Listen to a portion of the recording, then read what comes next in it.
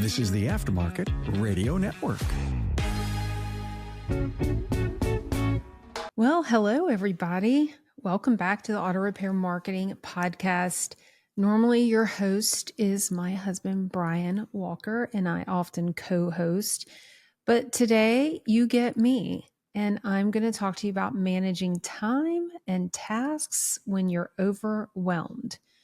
Little disclaimer, I think I have it together, but I might get a little emotional today as I unwrap, and tell you the story that brought this podcast about. Before I get into all of that, I do have a couple of sponsors that I really want to thank for helping us make this podcast possible.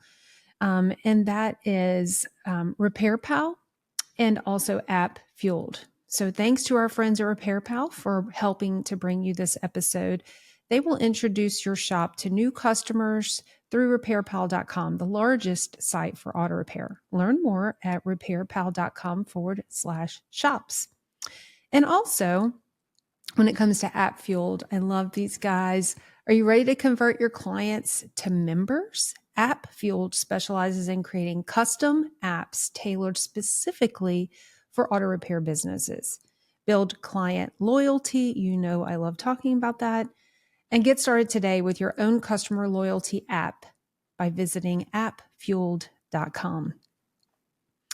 All right. So I don't know about you, but sometimes life gets very hard and heavy. I am an eternally optimistic person. I think if you know me well, you know that. Brian sometimes refers to me as Pollyanna, and it's perfect that my assistant, her name is Pollyanna, but we call her Polly. So I thought that was funny. But recently, so in the last a little more than a quarter of time, so going back to October 9th, I had a major back surgery. Y'all probably have heard us talk about that. And I was planning to be out of work until the first of the year. However, I started feeling really good and I started easing back into work in like mid-November.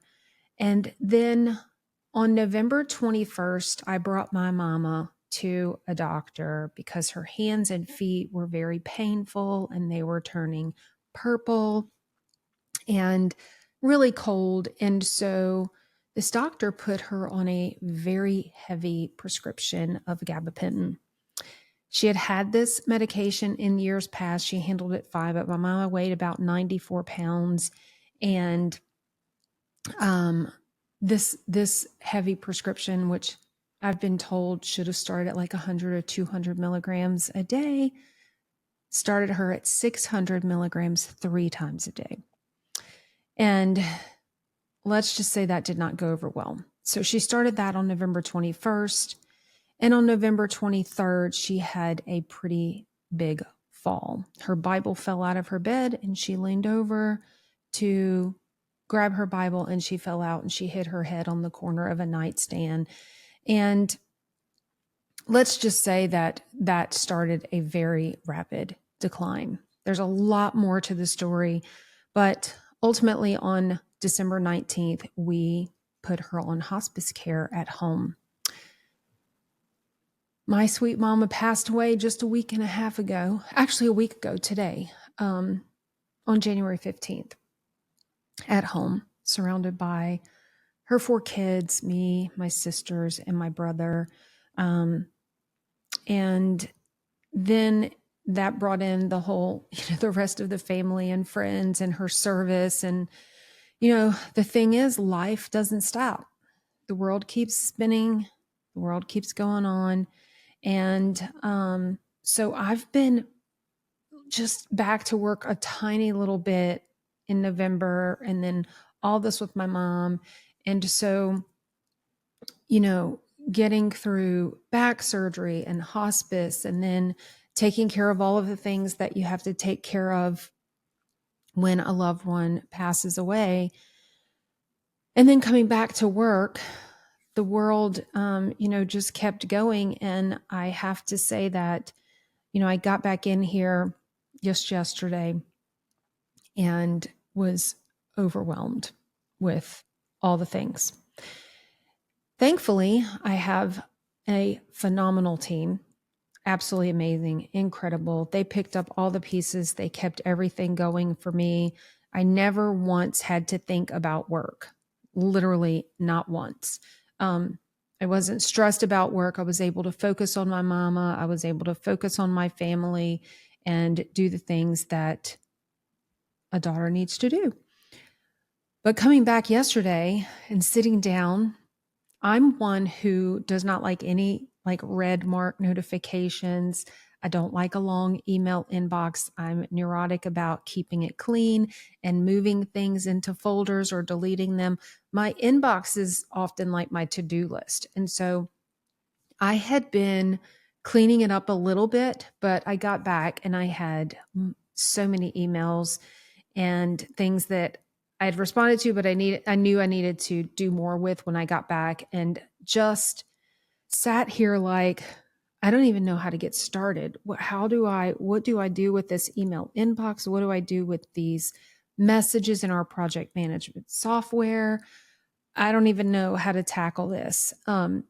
Brian had jumped in and was doing things that I would normally do, and in addition to all the things that he was doing. And then he's obviously part of all of the things. I was calling him, hey, I need you to come do this for my mom. I need you to do this. I need you to do this. And then, it was a lot for him too, but he also picked up and carried a lot of the burdens for me personally, but work as well. But I got back yesterday to the only Kim can do this pile of tasks, which was really heavy. So I wonder, what do you do in that situation? How do you, whether it's you're coming back from vacation, you're coming back from an illness, whatever it is, and you have a massive to-do list, what do you do? How do you handle time management? How do you get started and get the things done? Well, I've always been referred to as a get crap done kind of person. But when you are feeling numb, overwhelmed, lost, that's the best word I've been able to describe where I am right now, is just lost. I just told my sister, I was walking around my kitchen the other day, like, what am I doing? Like, what am I doing? It's really difficult to be productive, let alone highly productive. And I am typically a highly productive person. Like, I just get it done. I even teach and mentor my team often on time management or task delegation, reducing distractions. Now it's time for me to eat my own dog food, as we like to say, to put my head down and do what I've been teaching other people to do. So I thought, as I was doing this and I got through it, that maybe it would be good for me to share in a podcast what I did. How am I doing that? What's my plan? And so I typically do this on a weekly basis, but just coming back with it being so big, I was just like, oh my gosh, I'm gonna have to do something different. But I didn't. I used my same system, and it starts for me with a massive brain dump and literally just sit. So many people know I love to use my Remarkable tablet. And if you are watching on video, I'll hold it up and show it to you right here. And so I just really dump. I literally, in no particular order, I just bullet point every single thing that is in my head that I have to do. And I just get it out. And I keep going until I'm literally done, until my brain is empty of all of the major to-dos that have to be done. And if you've never heard of Stephen Covey's 7 Habits of Highly Effective People, one of the habits is first things first. And we've always been big fans of his time management matrix, which basically is a square broken into 4 squares. And there's 4 different sections. It's important, urgent, important but not urgent, not important but urgent, and not important, not urgent. So you probably, if you're visual, you need to look at it. And I'm going to have a link to an article about this in the show notes. So I do my massive brain dump, and then I consider each of those things. and the importance of each one and the urgency of each one. So then I categorize or I prioritize my brain dump into those categories, priority 1, 2, and 3. For me, I color code them red, yellow, green. So red are priority 1, these have to get done. Then I color the next priority section yellow and then green. And if you saw what I just held up on my brain dump, you saw that there were some red, yellow, green. I color coded them. From there, I take each one of these tasks and I add them to my calendar with a due date. I will also add them to we're Google Workspace users, and there's the Google Tasks where you can go type in each task with a deadline. And so when I'm looking at my email or my Google Calendar, that list of tasks in order of priority or time or due date is laid out right there. If you have an assistant or someone that works with or helps you, like I had Polly put those things into my Google Calendar, and I had her set them up each with a reminder, right? Like a 3-day reminder, a 1-day reminder, just to make sure that I'm staying on track with all those things. So that's what I do. Massive brain dump, get it all out, prioritize, plug it into your task, plug it into your Google Calendar, and start working on those priority 1 or red color coded tasks. So when you do that, and I told Brian that I was going to record this podcast because I believe that oftentimes the best way to learn something is to teach it. And so I've taught this before to our team and mentor team members, and now it's time for me to do it myself. And so I'm really recording this podcast as a motivational tool and an educational tool for myself. And so these next few things I'm reminding you, but I'm also reminding myself, is to give yourself some grace when needed. Like, just take a breath, slow down, schedule some breaks in. I just got up. I'm recording this on January 22nd. And if y'all follow the news, you know that Louisiana was hit with a blizzard yesterday.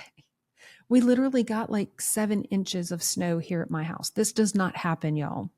And so it's still very white outside. So that brisk, very cold air, I got up, just took a little walk in the front yard, in the backyard. I spread some bird seed around, got some fresh air, drank some water, washed some dishes, just did a couple of little things just to break up the monotony and the time of doing the task. So I finished a task and I got up and took a little break. Don't forget to drink water. I used to be so good at this, but water helps oxygenate also and just is a good little break. So get some fresh air, get up, walk around, take those breaks, drink some water.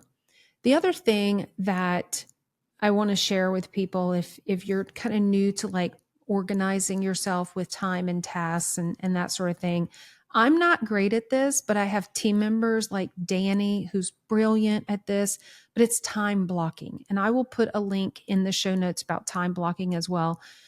The thing for me is that I'm not really great at this, but when I truly need to zone out, I will block my time and say, for example, this is podcast recording time, or this is, we're an EOS company and we're working on rocks, and I've broken down each of my rocks, which are quarterly goals, into bite-sized chunks or milestones, and I need to work on that. I'll block that time out. And so I turn my phone off. I turn off all notifications, put my head down and get to work. And sometimes I have to remove myself from my office where there's nobody here or just my normal surroundings and get away for a minute.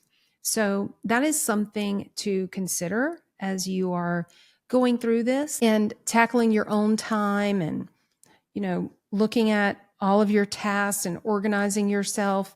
Is maybe you need to step away from the shop or your office. I know for me, sometimes when I do that, it's a local coffee shop that I really like to go to, even though I know everybody. When you're sitting there and you're zoned out and you've got like headphones on, and people will usually not bother you, but I just need to get some fresh surroundings and get away. So I hope that's something that you will think about. I kind of thought I was going to go on and on and on about all these things, and this was going to be a really long podcast, but we're looking at just about 15, 20 minutes. And I hope that this was something that helped you. I've been doing this brain dump, this prioritizing tasks, putting this on my calendar for a good long while now. But sometimes I need a refresher. Sometimes I need to start over take away the last 2-3 months of my life and what's been going on a normal season for me. I like to do my brain dump on Sunday. I get up every morning, I have a quiet time, and I will just empty my brain on Sunday morning. And then Monday, when I get into work, I will prioritize and schedule my major tasks for the week. So that's something that you can maybe just find the time in your week where you can block out, do some brain dumping, and just start there. Like get the stuff out of your head and onto paper. And then the next step is to prioritize it and then find what works for you and how you're going to get these things done. For me, if I just put something on my calendar, that works for me because it's sitting there. I know where I can go and look for it, and I'm going to get it done because it's on my calendar. So I hope that you find your own rhythm. And if you have something that you'd like to share, I would love for you to reach out to me. As you all know, you can find us in the Auto Repair Marketing Mastermind Facebook group. Love what is happening in that group. So really invite you to join us there. You can also find me. I'm easy to find, even though my name is the most common thing probably out there, which, Kim Walker. Just find me on Facebook, Instagram, or LinkedIn. Would love to hear from you. I'm going to put some things in the show notes, some links to help you maybe jump into managing your own time and tasks when you're super overwhelmed. But again, I hope that this was helpful to you. And I did just fine. I didn't break down, and I'm very happy about that. But with all that being said, thanks again for listening to the Auto Repair Marketing Podcast on the Aftermarket Radio Network.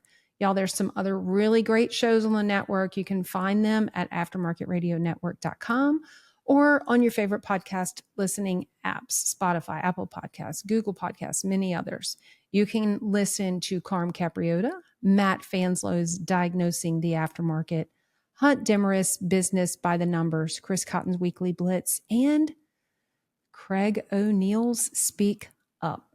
So go find one, listen in, and tune in next week for another episode of the Auto Repair Marketing Podcast. Until then, go fill those bays.